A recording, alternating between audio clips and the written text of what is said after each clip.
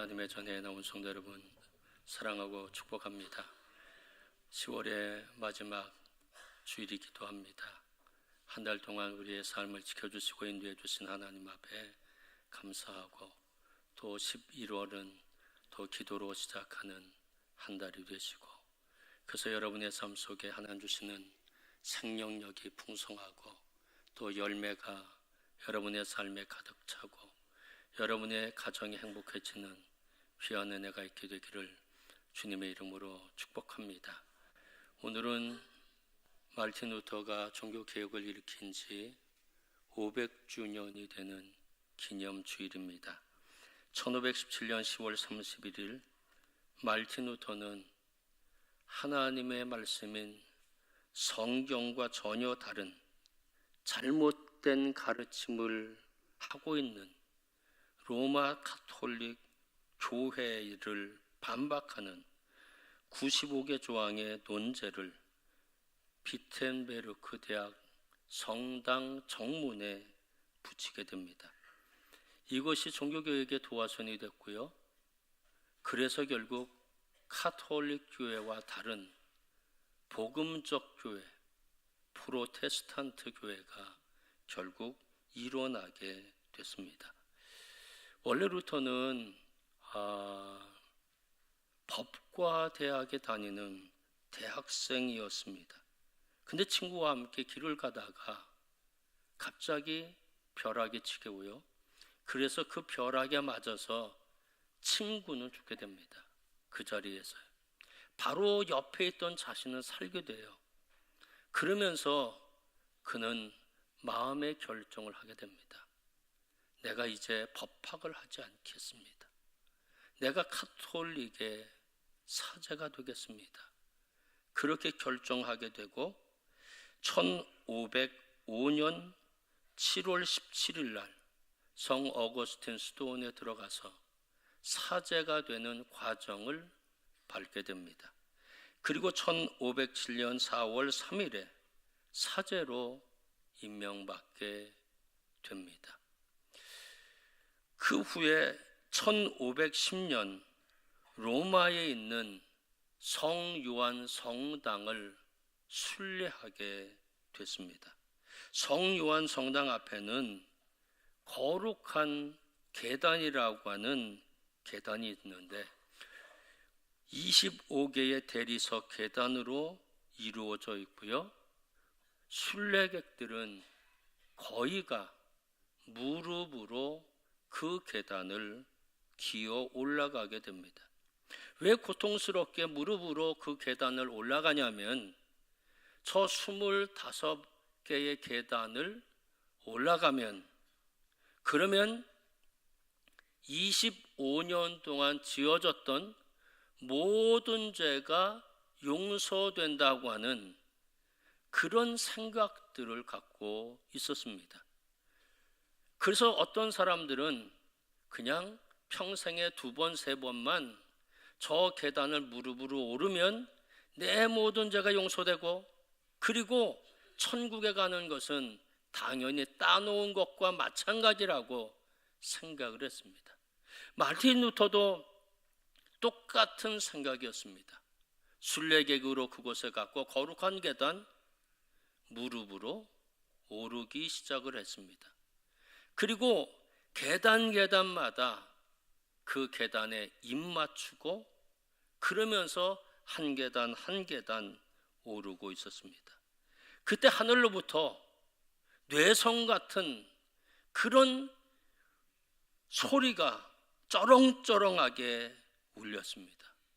어떤 하나님의 음성이었냐면 이런 것이었습니다. 의인은 오직 믿음으로 말미암아 살리라. 이런 하나님의 음성을 듣게 되었습니다. 그때 루터는 이 하나님의 음성을 듣고는 벌떡 일어나게 됐고요. 걸어서 그 계단을 올라가게 됩니다. 다르게 표현한다고 하면 자신의 어떤 수고나 공로로 죄 용서받는 것이 아니라고 루터는 생각을 합니다. 구원받는 것은 내가 갖고 있는 행위, 공로, 노력, 그것에 의해서 나는 구원받는 것이 아니라고 하는 것을 깨닫게 됩니다.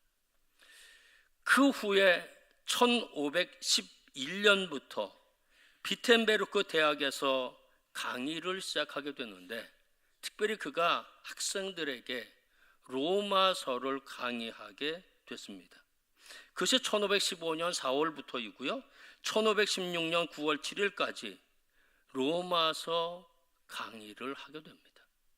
그는 로마서를 강의하면서 거룩한 계단을 올랐을 때 하나님이 그에게 주신 말씀이 성경에 있는 말씀이고 그것이 진리이고 이것을 내가 선포해야 되겠다고 하는 그런 마음의 결정을 하게 됩니다. 다르게 표현한다고 하면 지금 로마 카톨릭 교회는 인간의 행위로, 인간의 수고로, 인간의 공로로, 아니면 돈으로 용서 안 받고 그리고 구원받으려고 하고 있는데, 이것은 잘못된 가르침이고 오직 믿음으로 구원받는 것이지 돈이나 인간의 행위로 구원받는 것은 절대 아니라고 그는 성경의 진리를 분명히 마음속에 새기게 됩니다. 그 후 1년이 지나서 95개조의 논제를 붙임으로 종교개혁이 시작이 되었습니다. 95개 논제의 중요 내용은 이런 것들인데, 마르틴 루터가 정말 기도하며 썼던 그런 논제들입니다. 우리가 함께 읽어보도록 하겠습니다. 1조 다 함께 읽겠습니다. 우리들의 주님이시며 선생이신 예수 그리스도께서 회개하라고 말씀하실 때 그는 신자들의 전생애가 참회가 되어야 한다는 것을 의미한다. 주님이 말씀하시는 것은 회개하라는 것입니다.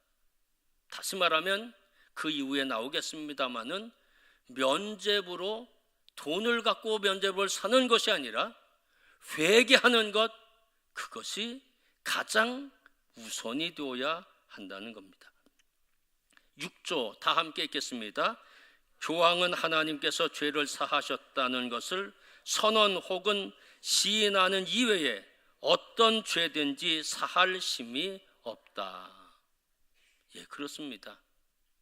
교황은 죄를 사할 수 있는 능력이 그에게 있는 것이 아닙니다. 죄를 사해 주시는 분은 바로 예수 그리스도이십니다. 교황이 할 수 있는 것은 예수 그리스도께서 당신의 죄를 사했습니다 라고 하는 것을 시인이나 선언은 할 수 있어도 교황 자신이 인간의 죄를 사할 힘은 결코 없다는 겁니다. 21조 다 함께 읽겠습니다. 교황의 면죄로서 모든 형벌로부터 해방되며 구원받을 수 있다는 것을 선전하는 면죄증 설교자들은 모두 오류에 빠져 있는 것이다. 면죄증을 사면 용서받는 거다. 다 용서됐다. 이것은 분명한 오류요 잘못이라는 겁니다. 27조 다 함께 읽겠습니다. 연복궤 안에 던진 돈이 딸랑 소리를 낼 때 연옥에 있던 영혼이 천국으로 들어간다는 것은 인간의 학설을 설교하는 것이다. 그들은 연옥이라고 하는 것을 만들어 놓고요, 천국과 지옥 사이에 연옥이 있는데, 연옥은 어떤 사람이 들어가냐면 예수는 믿지 않았지만 그냥 착하게 사는 사람들이 연옥에 들어간다고 생각을 했습니다. 그 연옥에 들어간 사람 누구와 관계 있느냐? 이 땅에 살아있는 가족과 관계 있습니다. 살아있는 가족이 그 사람의 영혼을 위해서 면죄부를 사서 그 면죄부의 돈이 헌금함에 들어가면서 딸랑 소리를 내면 연옥에 있던 그 아버지나 어머니의 영혼이 천국으로 그냥 들어간다. 이것은 인간적 학설이라는 겁니다. 돈으로 사람을 천국에 보내는 겁니다. 돈으로 연옥에서 천국으로 간다고 하는 인간의 구원을 돈으로 거래하는 것이라고 하는 잘못을 지적하고 있습니다.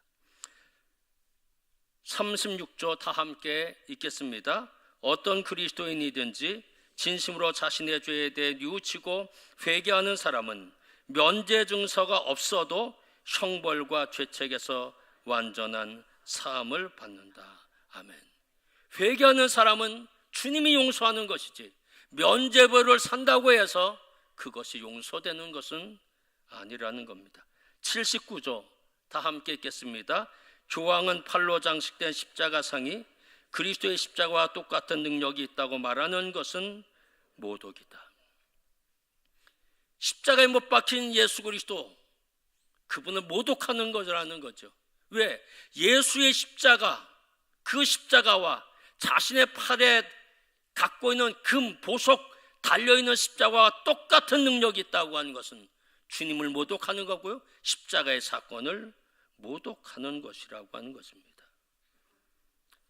왜 이렇게 가톨릭 교회는 잘못 나가게 됐을까요? 그 까닭은 베드로 대성당을 짓기 위해서 그들은 면죄부를 판매합니다. 여러분, 로마에 가면 아마 많은 분들이 저 베드로 대성당에 가게 되는데, 그 대성당은 면죄부를 팔아서 돈으로 죄 사함 받게 해서 지은 성당이 바로 저 베드로 대성당입니다. 죽은 부모까지 들먹거리면서 협박해서 헌금을 받아내서 지은 성당이 베드로 대성당이라고 하는 겁니다. 대성당을 지을 돈이 없기 때문에 저렇게 면죄증을 남발했다는 겁니다. 한 장 팔아도 이것도 죄악인데 독일, 로마, 온 유럽에서 면죄증을 팔았거든요. 수많은 영혼을 착취한 것과 다름없다는 겁니다. 인간의 구원을 돈으로 살고 파고 인간의 죄를 사해주는 것을 돈으로 해결하려고 했던 로마 가톨릭의 모습입니다. 마태복음 26장 28절 말씀 다 함께 읽겠습니다. 이것은 죄사함을 얻게 하려고 많은 사람 위하여 흘리는 바 나의 피 곧 언약의 피니라. 예수의 피만이 인간의 죄를 속죄할 수 있는 능력이 있다는 것입니다. 면죄부가 속죄의 능력이 있는 것이 아니라 아무리 많은 돈을 갖고 그 면죄부를 산다고 해도 그것은 능력이 없다는 것입니다. 예수 그리스도의 보혈만이 바로 능력이 있습니다. 근데 가톨릭 교회는 돈으로 구원을 사고 팔고 하고 돈으로 죄를 용서하고 결국 예수의 십자가의 사건을 무효화시키고 예수 그리스도의 십자가를 모독하는 그런 범죄를 저지르게 됐다고 하는 것입니다. 교황을 신격화시키기도 했습니다. 교황은 천국 열쇠를 갖고 있기 때문에 자신이 이 사람을 구원시킬 수도 있고 저 사람은 구원시키지 않을 수도 있다는 겁니다. 좀 내 눈에 잘 본 사람은 구원할 수도 있고 당신은 구원 못 받아 그러면 그 사람 구원 못 받는다는 겁니다. 왜? 천국 열쇠를 자신이 갖고 있다고 생각하는 잘못된 오류가 교황 가운데 있었습니다. 교황은 자신이 말하는 교서나 어떤 규칙은 성경과 똑같은 권위를 갖고 있다고 자신이 주장하게 됐습니다. 그래서 교황의 한마디는 성경과 똑같다는 거죠. 이것은 명백한 죄악입니다. 명백한 잘못입니다. 성경과 사람의 말이 어떻게 똑같은 권위를 가질 수 있겠습니까? 그러나 가톨릭은 지금도 그렇게 하고 있다는 겁니다. 가톨릭 교회는 근본적으로 구원관이 잘못되어 있거든요. 그런데 많은 사람들, 중세 사람들은 그것을 깨닫지 못하고 면죄부를 사야 용서가 되는 것으로 생각을 했습니다. 그것은 왜 그렇게 했는가? 성경이 없었기 때문입니다. 그들에게는 성경이 없었어요. 인쇄술이 발달하지 않았기 때문에 신부들도 성경을 갖고 있을 수는 없었고요. 대개가 도서관에 몇 권 정도의 성경책이 비치되어 있을 뿐이라는 겁니다. 그래서 일반 신자들은 당연히 그냥 면죄부를 사야 되는 줄 그렇게 알게 되었고, 어떤 구원관이 뚜렷하지도 못하게 됐다는 겁니다. 그런데 루터는 성경을 읽으면서 가톨릭 교회가 잘못되었다고 하는 사실을 분명히 깨닫게 되고, 그것을 고치기 위해, 시정하기 위해 바로 그는 종교개혁을 일으키게 됐다는 겁니다. 결국 루터의 종교개혁은 성경으로 돌아가자고 하는 영적 운동이고요, 하나님의 말씀으로 되찾자고 하는 바로 영적 운동이 바로 루터의 종교개혁이었다는 겁니다. 루터는요, 종교개혁을 일으키기 전에 수도원에서 오랫동안 생활을 했습니다. 우리가 아는 바와 같이 수도원의 생활은 대단히 엄격합니다. 성 어거스틴 수도원에 생활했거든요. 지금은 건물은 없고 저렇게 잔해만, 그냥 이제 벽들만 저렇게 남아 있습니다. 그곳에서 기도하고 단식하고 절야하고 절제하고 침묵하고 고행하고, 그러면서 깨달은 것은 하나님은 어떤 하나님? 심판의 하나님, 무서운 하나님이라는 겁니다. 수도원에서 깨달은 거 그것만 깨달았어요. 기도 잘 안 하면 하나님 심판하실 것 같고, 절제하지 아니하면 하나님 벌 주실 것 같고, 그래서 루터는 그냥 고행을 열심히 했고 침묵했고 기도했고 열심히 했지만, 그가 깨달은 것은 하나님은 심판의 하나님, 그래서 하나님은 공포의 하나님으로 나타나게 됐다는 겁니다. 그런 루터가 성경을 읽고 성경을 연구하면서 그는 하나님은 그런 하나님이 아니라고 하는 것을 깨닫게 됩니다.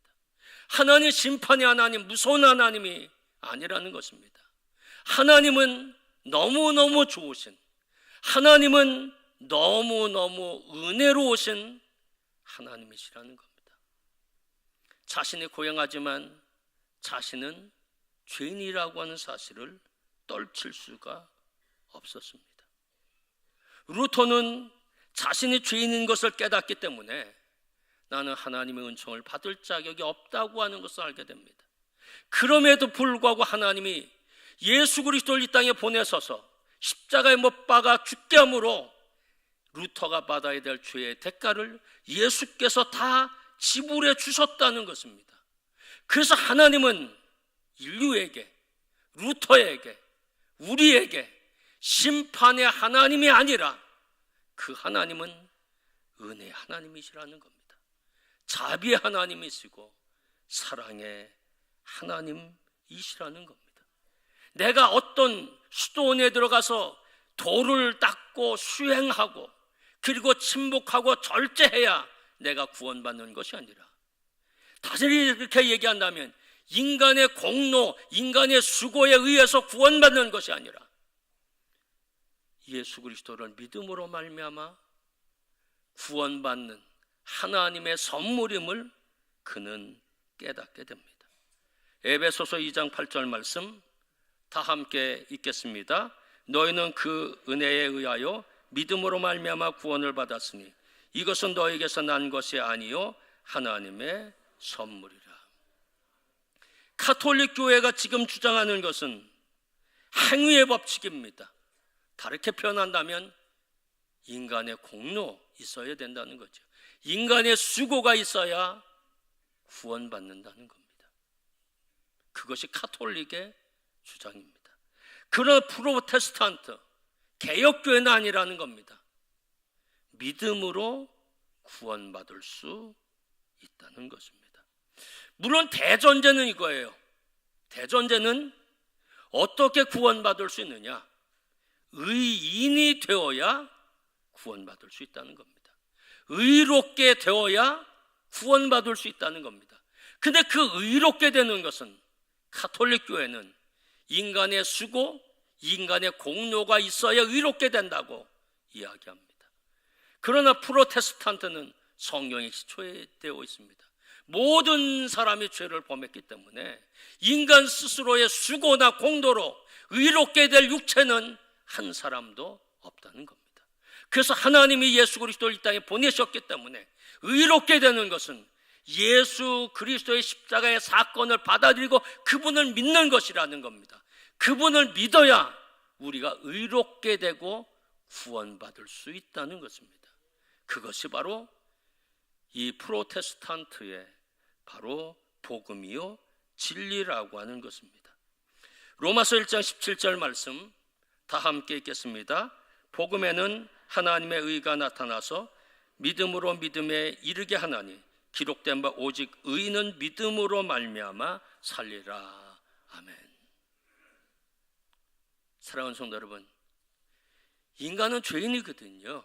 아무리 노력한다고 해도 의인이 될 수가 없습니다. 그것이 인간의 모습이거든요. 이제 우리가 할 수 있는 것은 예수 그리스도의 십자가의 사건을 받아들이고요, 예수님을 나의 구주로 믿는 겁니다. 그 믿음이 나에게 있으면 내가 의로워지는 것이고, 왜? 하나님 그렇게 정하셨어요. 오직 의인은 믿음으로 살리라. 예수를 영접하는 자에게 의로운 축복을 주고 그 사람에게 하나님의 은혜가 넘쳐서 구원의 역사가 와지게 된다고 하는 것입니다. 사랑하는 성도 여러분, 인간의 선행이나 공로에 의해 구원받는 것이 아니라 하나님의 은총을 믿는 신앙으로 구원받는다는 것입니다. 그것이 성경의 말씀이고 그것이 진리거든요. 그래서 그 잘못된 로마 가톨릭 교회를 개혁하기 위해서 바로 마르틴 루터는 종교 개혁을 일으켰다는 겁니다. 그러면 현대 교회는 개혁할 것이 없을까? 생각해 보면 많이 있습니다. 대표적으로 두 가지만 말씀드린다면 다원주의, 구원론입니다.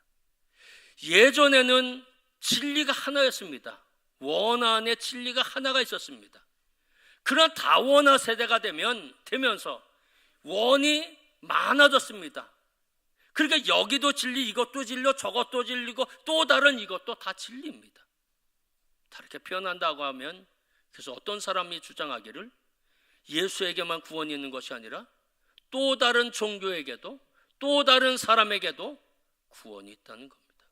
문선명을 믿어도 구원받고 신천지에 가도 구원받는다고 하는, 그리고 또 다른 종파에 가도 구원받는다고 하는, 바로 이렇게 다원주의에 빠져 있는 것이 현재 교회의 모습이라고 하는 겁니다.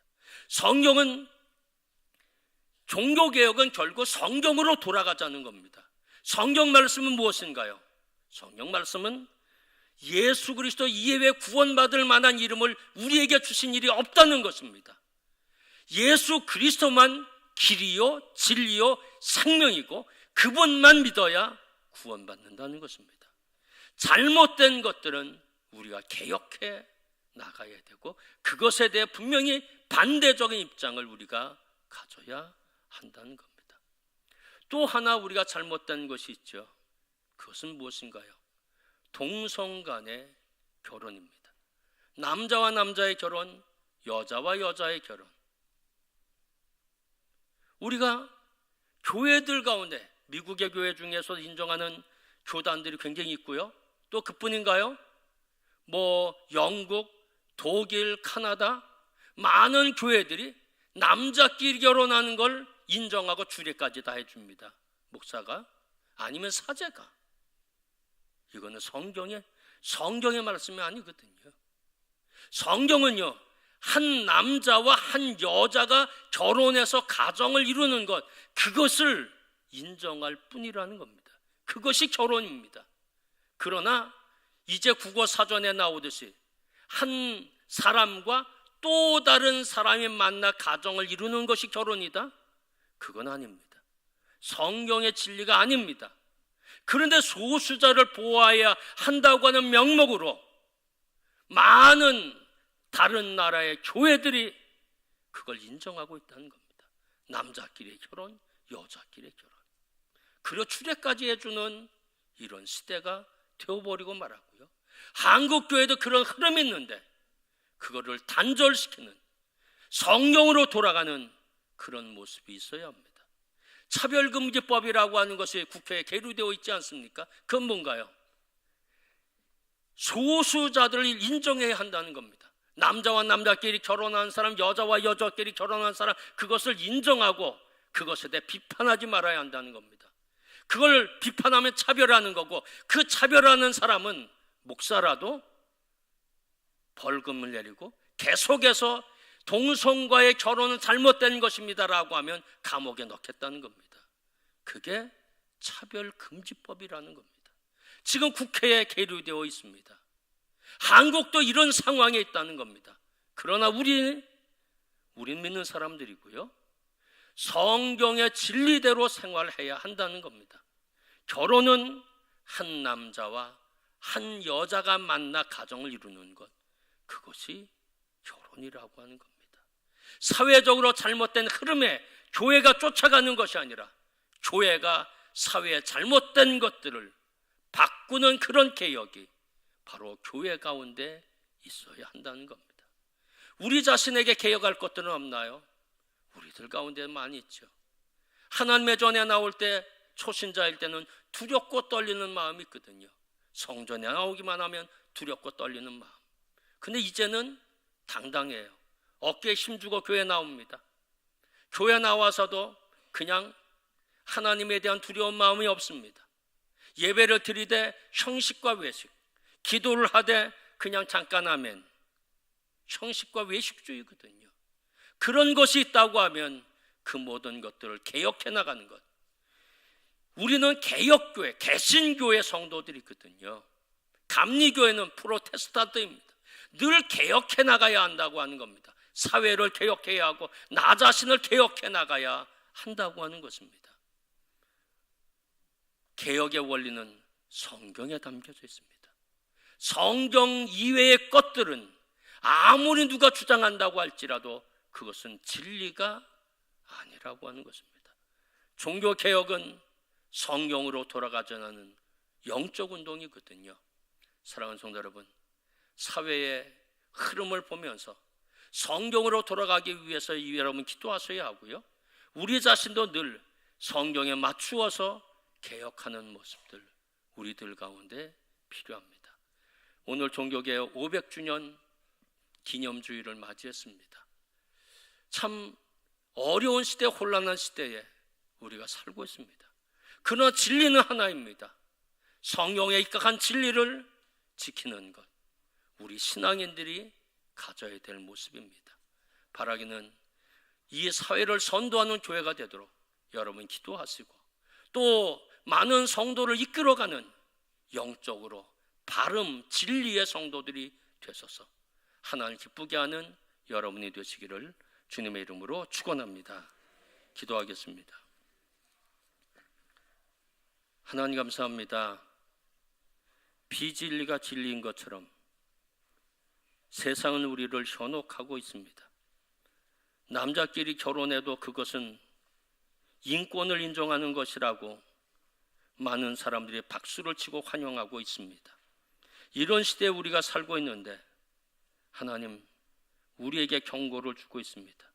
남자와 남자끼리의 결혼, 하나님, 그런 모습이 결국 인간에게 하나님 무서운 질병을 가져왔습니다.